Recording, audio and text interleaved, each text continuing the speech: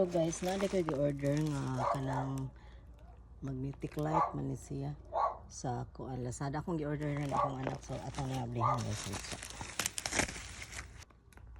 magnetic wall lamp ni siya LED. So ako ning kuan gitulo ni kay akong gikila na akong anak na laki og dito sa kitchen. So testingin nato.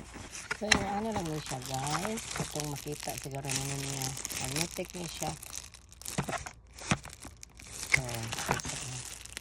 So, chargeable din siya guys. And then, ano siya, magnet. Then, tulo ni siya kakuan. Touch ni siya. Ano siya. Tulo ni ka-light. Touch lang na siya.